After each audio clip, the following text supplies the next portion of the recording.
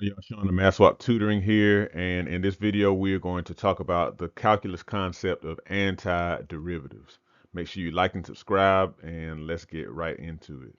Now, antiderivatives are, as you may have guessed, related to derivatives, and they're kind of like the opposite of derivatives. Whereas um, you go one direction with a function with a derivative, you go back in the other direction with an antiderivative. So to give this a little bit more, a little bit more of a definition, f is an antiderivative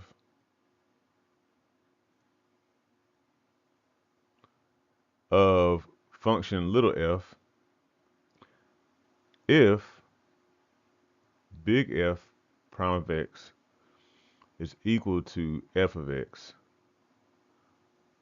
for all of x in some interval, or I'll say in an interval. Okay. So if you look at this, this is just saying that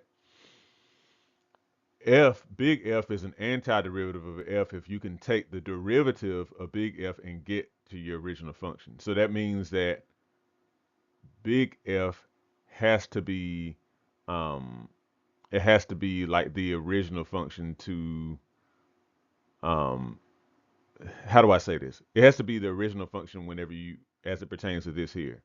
So in other words, you have to be able to, if you take the derivative, you get the f of x. This will make more sense when we actually do it in real time. Okay, so like for example, let's consider the power rule. So considering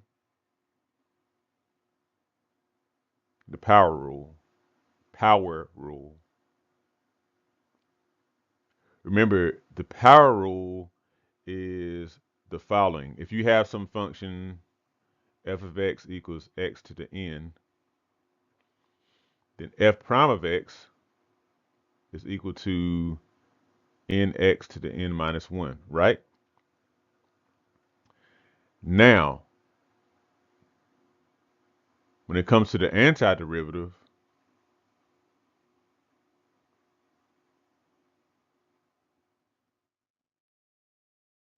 the antiderivative is f of x equals x to the n plus 1 over n plus 1. Okay, so if you look at it, this is going in the opposite direction of this. So what happens is, whereas we subtracted 1, or I mean, whereas we pulled the n to the front and then subtracted 1 from it, now what we're going to do is add 1 to n and then put whatever that is on the bottom. So this is the exact opposite of that. Now we're going to also do this, plus c. What is c? C stands for a constant. Okay, some constant that you don't necessarily know of. Now, why do we put that there? It's because if you think about it, if this is an antiderivative right here, what happens is if we take the derivative, then we're going to get back here. This c is going to go to 0, right? So that means when you go in the opposite direction, when you take the antiderivative, you recognize that there was some constant there, or there was possibly, not necessarily definite, but it was possibly a constant there that you took the derivative of and it went to 0. Okay? So that C is kind of like a placeholder. And there are certain situations where you can actually find C. So let's actually talk about that a little bit here. So C is an arbitrary constant.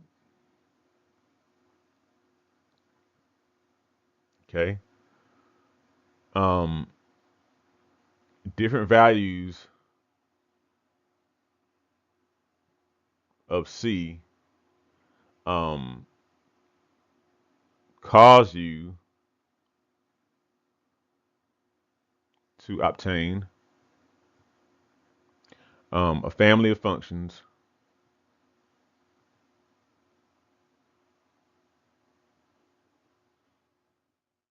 which are virtual not, I don't mean to say virtual, I mean to say vertical rather,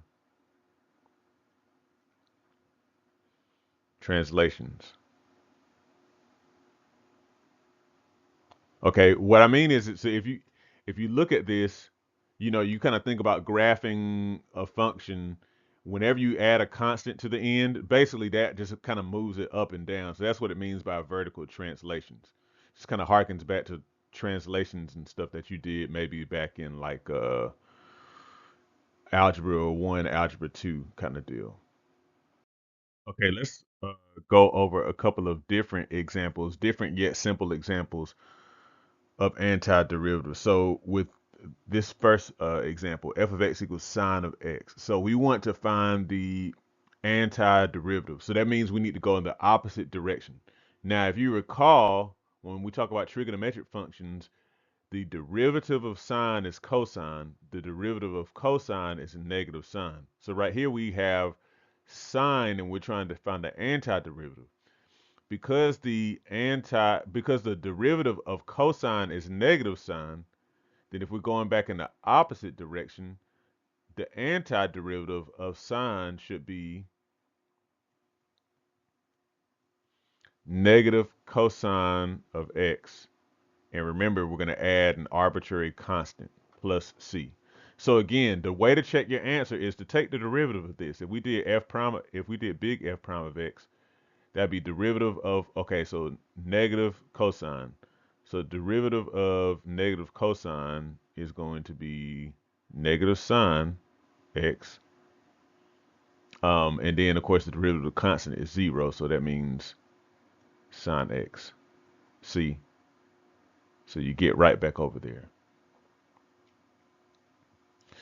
The antiderivative of 1 over x.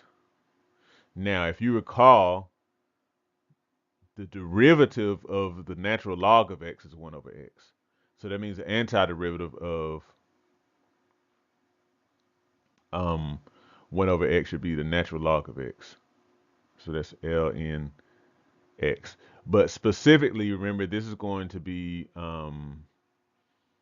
for, this is not going to include x equal to 0 because of the whole 1x deal. Okay. And because remember, with a natural log, that's basically the log, what power of e gives you something. So let me see. Yeah, so what power of e would give you 0, and there is no power, so it doesn't include 0.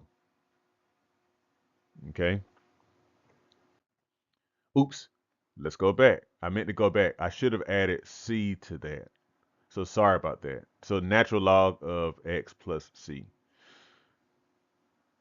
So anyhow, um, let's look at this example. G prime of x equals 4 sine x plus 2x over 5. I mean 2x to the fifth minus square root of x over x. Find g of x. So find the antiderivative. Now, first thing I want to do is I kind of want to clean this up a little bit, in particular this part. So g prime of x equals 4 sine x plus 2x to the fifth power over x minus the square root of x over x, okay? Which equals 4 sine x to the fifth over x is, so that's going to be plus 2x to the fourth power minus, now keep in mind, the square root of x is the same as x to the x to the 1/2. So you have x to the 1/2 over x. So that's x to the 1/2 over x to the first power. That is going to be, so 1/2 minus 1, that's going to be x to the minus 1/2, right?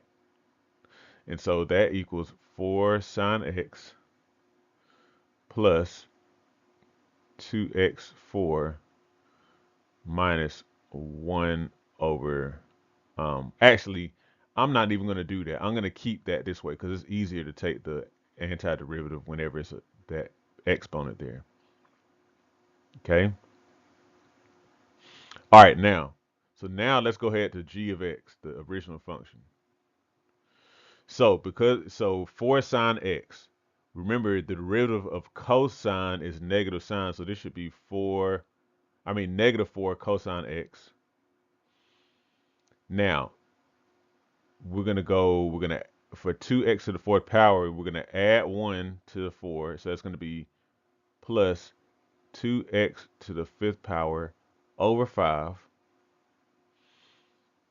minus, now x to the negative 1/2, so that means we're gonna add 1 to that, so that's gonna be x to the negative 1/2 plus 1 is going to be positive 1/2 over, so that's going to be over 1/2 as well.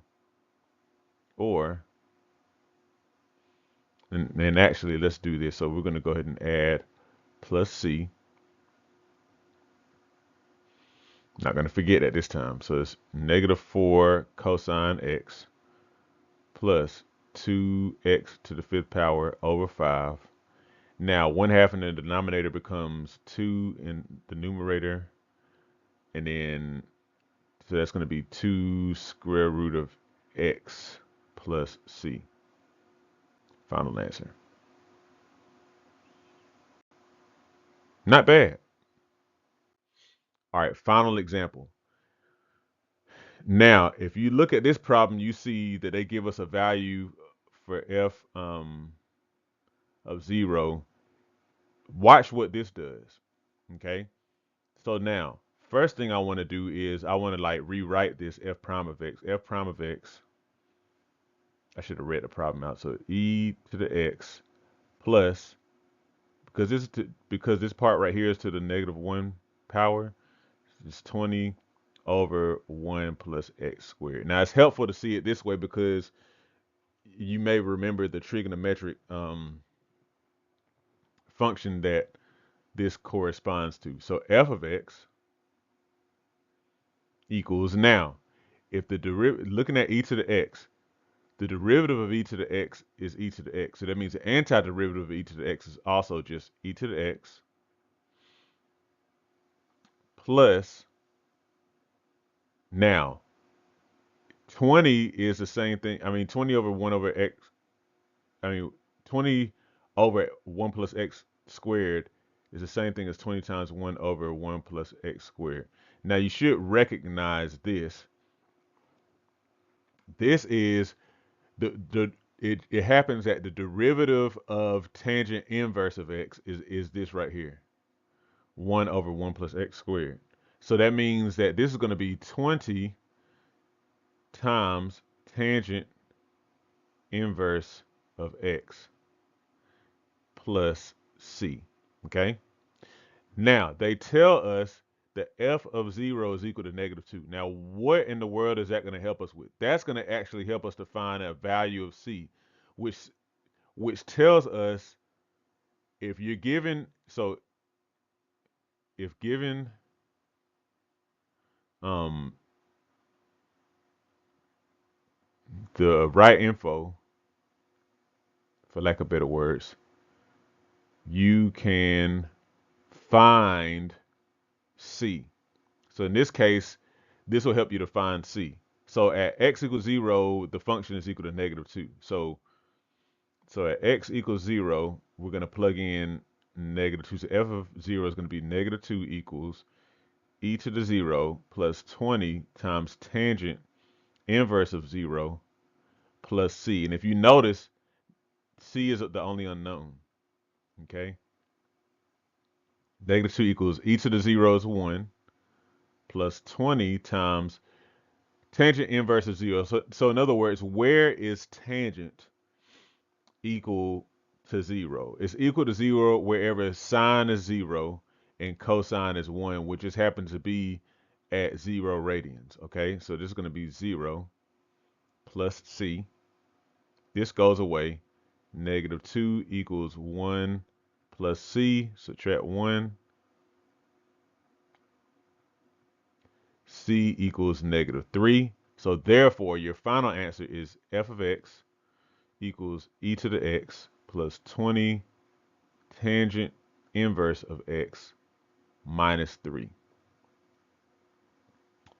So not bad. This is a brief um, overview of antiderivatives. Let me know how this was for you. Hopefully you paused the video when you saw these problems and tried them on your own. That's always a good way, in my opinion, to practice. But let me know how it was. Make sure you like and subscribe, and have a good one. Hey, thank you for watching this video. If you need math tutoring or you need SAT math help, look in the description to find out how you can sign up today. Also, don't forget to like, share, and subscribe so you stay in touch with Math Swap Tutoring on YouTube. Have a good one.